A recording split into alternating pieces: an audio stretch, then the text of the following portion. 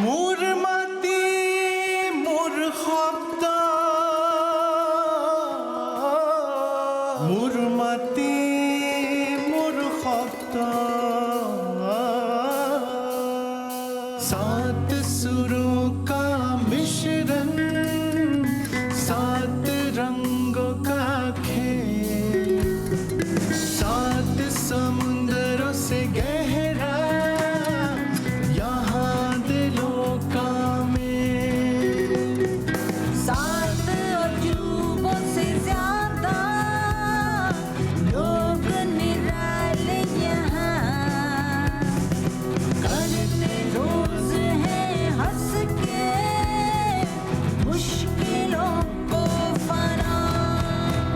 Seven sisters, वो कहानी कहे seven sisters, दिल से दिल की सुने, seven sisters, आओ उनसे मिले seven sisters, जो कभी ना रुके।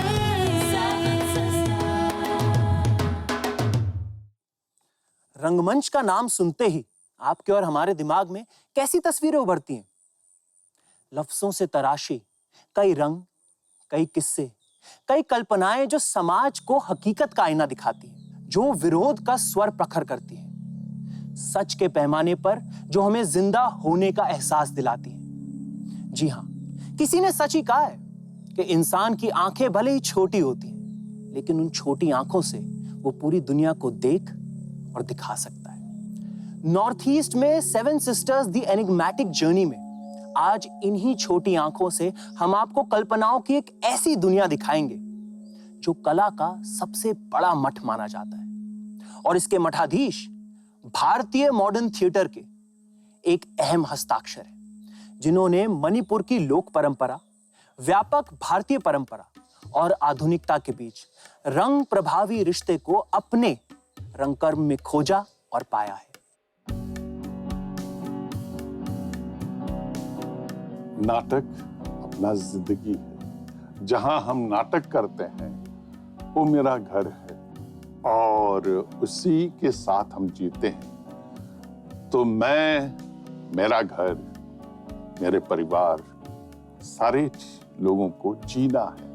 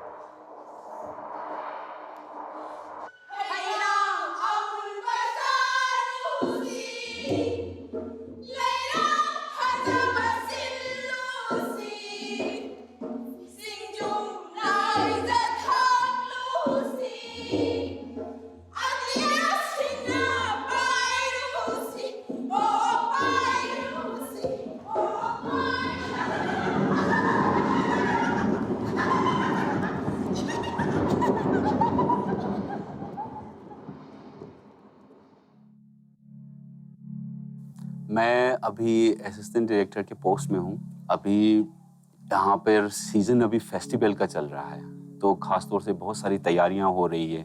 हम लोग अभी थिएटर ओलंपिक के लिए रशिया जा रहे हैं। इंडिया में जितने भी थिएटर ग्रुप्स देखे हैं उसमें मुझे ये फील होता है कि कोरस रेपर्टरी थिएटर जो है उसकी इंफ्रास्ट्रक्चर जो है वो बहुत स्ट्रॉन्ग है नाटक करने के लिए। जहाँ पे एक मास्टर्स हैं वहाँ पे ऑफ कोर्स वहाँ पे कुछ ना कुछ तो डिफरेंट होगा ही।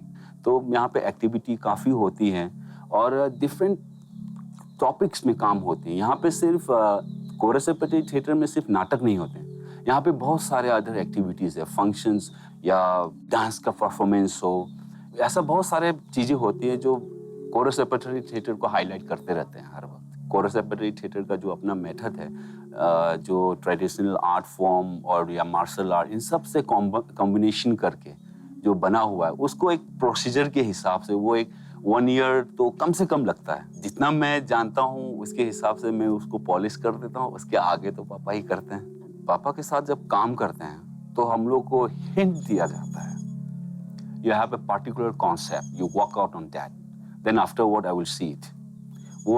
वो होता है, पूरा वर्कआउट होता है, वो पूरा मतलब कि जो अंडर प्रोसेस होती है वो मेरे साथ ही होती है। उन लोग का जितने भी आर्टिस्ट है मेरे साथ अभी जो आज के सिचुएशन में, उसके बाद तो पापा जो फाइनल वर्जन है वो देखते हैं। उसके बाद क्या क्या तब्दीली ला सकते हैं उसमें वो देखते हैं, और चाहे वो म्यूजिक में हो, लाइट्स में हो, साउंड में हो, कुछ भी जितना भी है, कॉस्ट्यूम कोई भी, वो क्योंकि हर नाटक का वो फाइनलाइज, क्योंकि वो सीन वर्क जिसको हम लोग करते हैं वो पापा ही फाइनल करते हैं।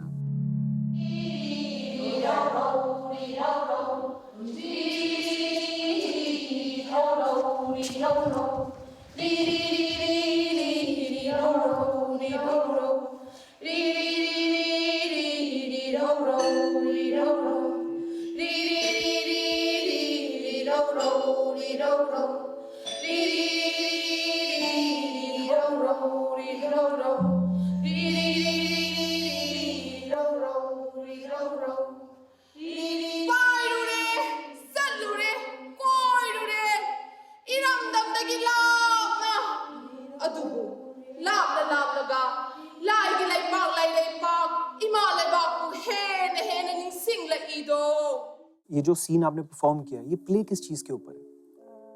ये प्ले ना नेचर पर बेस करते हैं।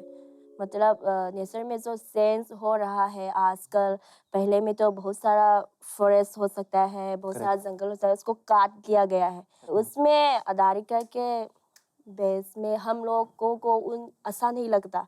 तो हम 500 लड़कियां ने रिप्रेजेंट बन के उसको बता रहे थे सबको कि हम लोगों को वो नहीं चाहिए। तो आप लोगों का अभी तक का जो अनुभव रहा है कोरस रेपर्टरी का, जैसे आपको 1 साल हुआ है, आपको भी 1 साल हुआ है, तो 1 साल में आपकी क्या लर्निंग रही? रतन ध्यान सर के अंडर, थवाई सर के अंडर क्या क्या सीखने को मिला आपको? मुझे थिएटर के बारे में उतना पता नहीं था, तो यहाँ पे आया तो मुझे टोटल थिएटर के बारे में पता चला, जिसमें डांस, म्यूजिक और काफ़ी चीज़ था। जो क्लासिकल डांस है, क्लासिकल सॉन्ग है, ये सब चीज़ सीखने को मिला, देखने को मिला यहाँ पे। और मणिपुरी कल्चर से मैं काफ़ी दूर था, तो उसके करीब भी आने को मौका मिला इसके कारण।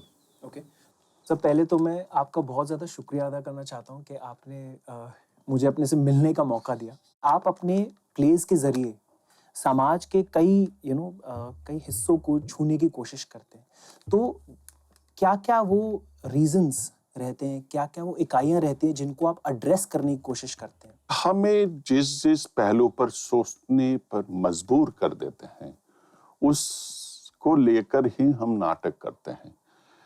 देखिए, पूरे हमारे संस्कृति, हमारे ट्रेडिशन, उसके ऊपर भी हम सोचते हैं कि ये कैसा था और आज क्या रह गया है, और उसके ऊपर हम सोचते हैं, और उसके साथ अपने जो कंटेम्प्रेरी जो प्रॉब्लम्स है उसको मिलाकर जब हम देखने लगते हैं, मन में जो विचार आता है उस विचारधारा के तहत हम आगे बढ़ते हैं। सर, लेकिन एक नाटक के निर्देशक जी के पॉइंट ऑफ व्यू से आप जो कंटेम्प्रेरी थिएटर करते हैं जी, तो उसमें आप अपने स्टूडेंट्स को किस तरीके से प्रेरित करते हैं? देखिए, एक प्रोडक्शन का, खास तौर से मेरे जो प्रोडक्शन है, एक प्रोडक्शन के साथ दूसरे प्रोडक्शन का कोई मेल नहीं है, क्योंकि हम ये सोचते हैं, ये समझते हैं कि हर एक एक्सप्रेशन जो है अलग होने चाहिए, फ्रेश होने चाहिए, खुशबू होने चाहिए अलग,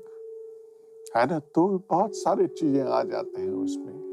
एनएसडी से निकलने के मात्र 2 साल बाद ही आपने कोरस रिपेट्री की स्थापना करी जी। और आज उसको करीब करीब 40 से ज्यादा साल हो गए। जी। तो उस जायके में, उस मोटिवेशन में कोई फर्क आया है? बहुत फर्क आया है। तरह तरह के नाटक और नाटक चुने जाते हैं। नाटक ऐसे मैंने कभी भी मेरी जिंदगी में ऐसा नाटक किया हो कि ये नाटक है, एक नाटक को उठाकर मैंने स्टेज में डाल दिया, ऐसा नहीं है। समय के मुताबिक जो डिमांड करते हैं समय, उसी के मुताबिक हम नाटक करते हैं। देखिए, नाटक कोई टीवी सीरियल नहीं है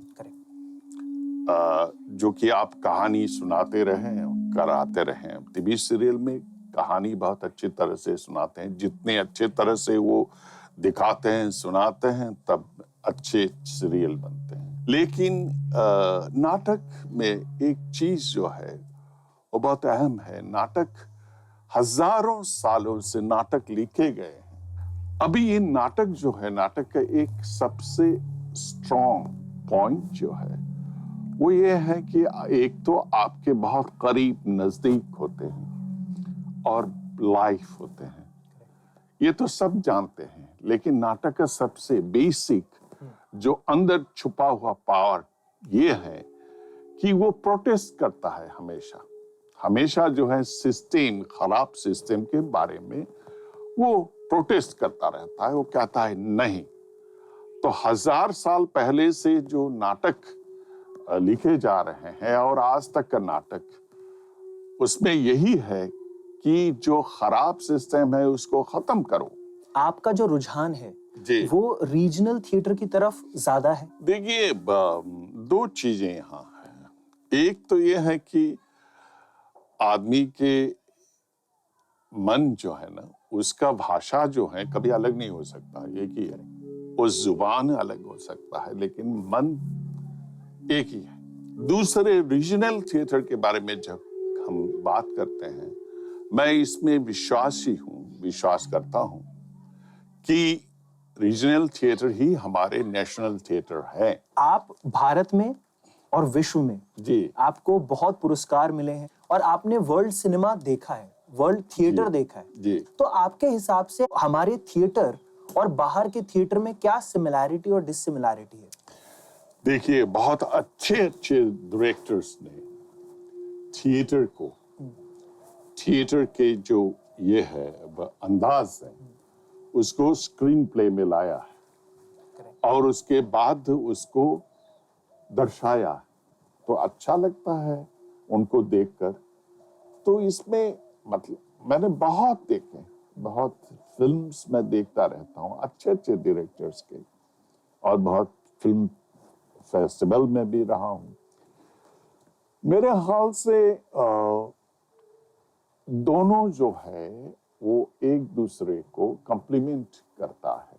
sir, thank you so much, because आज आपसे मिलकर एक थिएटर के बारे में व्यू भी मुझे समझ आया एंड बहुत ज़्यादा खुशी हुई आपसे मिलकर। So thank you so much for your time sir. एक अच्छे छोटे से आदमी को इतना अहमियत देना, इतना मतलब इम्पोर्टेंस देना, मतलब मेरे लिए बहुत बड़ी बात है। It's an honour for me. Thank you so much. कितना आसान होता है सफलता का आसान मार्ग अपनाना, लेकिन उसमें मजा और संतुष्टि आधी आधी होती है। वही शुरुआती सफर अगर संघर्ष से भरा हो तो सफलता का मजा दोगुना हो जाता है। रतन थ्याम, एक कलाकार के तौर पर जब जब मैं ये नाम लेता हूं, शरीर सिहर सा जाता है। एक एक्सपेरिमेंटल रंगकर्मी जो अपने नाटकों के जरिए सवालों पर काफी मुखर रहते हैं। उनकी काबिलियत इसी बात का प्रमाण है कि पिछले 40 साल से कोरस रिपेट्री मणिपुर में स्थापित है, जिसका फायदा कई कलाकारों को हुआ। साथ ही साथ मणिपुरी भाषा में लिखे गए कई प्लेज धीरे धीरे लोगों में पॉपुलर होते जा रहे हैं। अब कोरस रिपेटरी सिर्फ मणिपुर की पहचान नहीं, बल्कि पूरे नॉर्थ ईस्ट की शान है।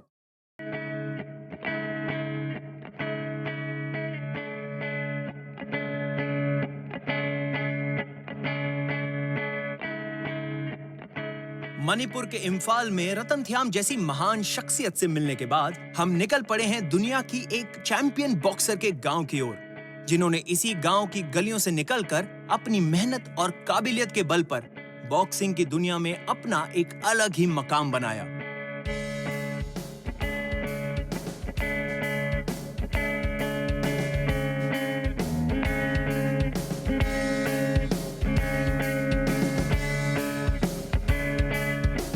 गांव की एक लड़की, बस इस लाइन को सुनने के बाद हमारे और आपके दिमाग में समाज की सारी बंदिशें उसके लिए नजर आने लगती है। लेकिन जब वही लड़की तमाम मुश्किलों और बाधाओं को पार करते हुए अपनी मंजिल पर पहुंचती है, तो वो इस देश की हर लड़की के लिए उदाहरण बन जाती है। मैरी कॉम।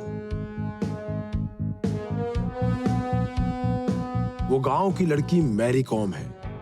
मैरी कॉम एक विश्व चैंपियन, एक राज्यसभा सांसद, एक ओलंपियन, तमाम खिताब अपने नाम करने के बाद मैरी कॉम ने इम्फाल में एक ऐसी बॉक्सिंग एकेडमी का निर्माण किया जहां आज कई चैंपियन बॉक्सर तैयार किए जा रहे हैं। साल 2018 में प्रधानमंत्री नरेंद्र मोदी ने इस बॉक्सिंग एकेडमी का उद्घाटन कर मणिपुर ही नहीं बल्कि पूरे देश को एक नायाब तोहफा दिया, जिसके बाद सैकड़ों लड़के लड़कियां मैरी कॉम को आदर्श मानकर देश का मान बढ़ाने के लिए कड़ी मेहनत कर रहे हैं।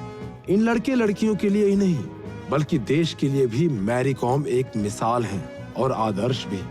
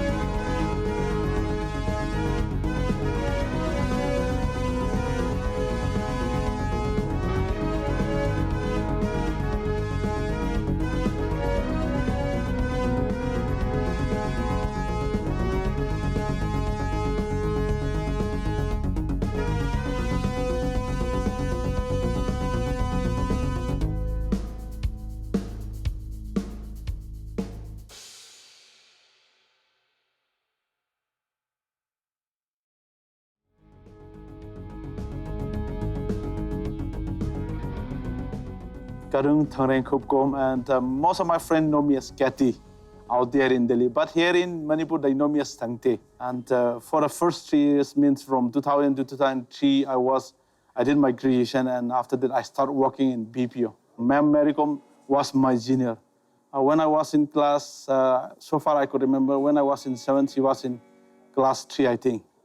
So we have known each other for such a long time, and whenever they're in Delhi, they will call me up and we will discuss about boxing. And then the thing was that Ma'am called me, what I feel is that I have a very good discipline because I discipline myself very strictly. And then also like that, I would like to help the children out here in building up their life. Even it may be in a small way, but I would like to help them. That's why I joined this academy. In the future, the objective that we have for this academy is like producing many famous boxers like Ma'am Marikom. These are our main objective at the moment. As far as I could remember that in her school days, she was very active in sports. she will always stood first in her, like we used to divide houses like a category, junior, sub-junior, like that. Whenever in her group, she will always win first. And she was very active, as far as I can remember. She's very focused in whatever if she wants to do something, then she will fully concentrate on that. मेरा नाम सोनिया, अभी मैं पढ़ाई कर रहा हूँ और practice कर रहा हूँ इधर। मैं यहाँ अच्छा बॉक्सर बनने के लिए और मैम मेरी की तरफ बनने के लिए।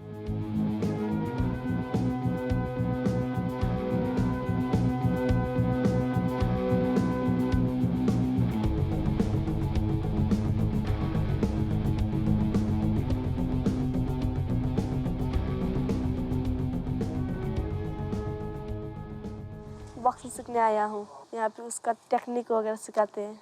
यहाँ पे सुबह प्रैक्टिस होती है और दिन में क्लास होता है यहाँ पे, और फिर इवनिंग प्रैक्टिस। यहाँ पे आया था और उसका टेक्निक वगैरह सिखाया के गया। शांति कुमार सिंह, मैं बॉक्सिंग से कुछ करना चाहता हूँ, देश के लिए खेलना ओलंपिक में।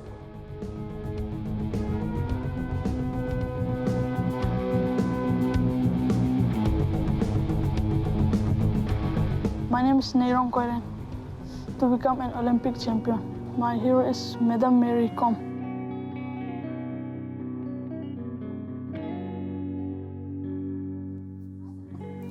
Mary Kom SAI academy. आज मैं यहां पर मैरी कॉम की बॉक्सिंग एकेडमी में खड़ा हूं, जो कि है इम्फाल में। ये बॉक्सिंग एकेडमी उनकी मेहनत और सफलता का जीता जागता सबूत है। ये उनकी मेहनत का ही फल है कि आज कई बच्चों की जिंदगी सवारी जा रही है, वो भी बॉक्सिंग के जरिए।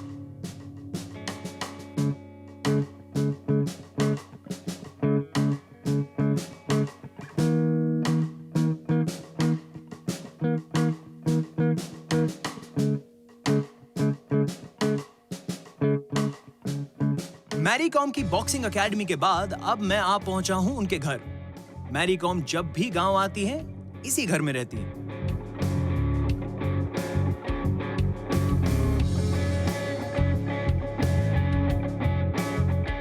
मेरी कॉम जो है मेरा भैया का वाइफ है। मैं तो पढ़ाई शिलोंग में किया है। शिलोंग करने के बाद फौज में था, वो घर देखने के लिए आदमी ने बोल के फौज को छोड़ के इधर में आ गया।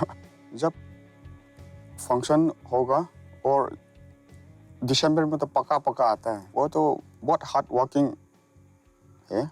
इम्फाल में वो एकेडमी खोल रहा है। नियरली 50-60 प्लेयर है।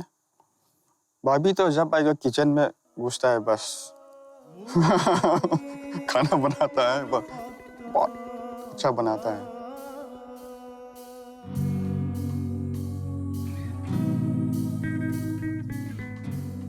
मैरी कॉम भले ही इस गांव में आज नहीं रहती, लेकिन वो इस गांव में और गांव वालों के दिलों में हर पल है। मैरी कॉम एक ऐसी मिसाल बन गई है जिन्होंने इस गांव के हर इंसान को न सिर्फ सपना देखना, बल्कि उसे पूरा करना सिखाया। इसी को तो कहते हैं बदलाव। किसी एक की कामयाब कोशिश लाखों लोगों को प्रेरणा देता है। आखिर में सिर्फ एक शब्द, शुक्रिया मैरी कॉम। इस देश की हर उस लड़की की तरफ से जिसे आपने लड़ने की और आगे बढ़ने की प्रेरणा दी।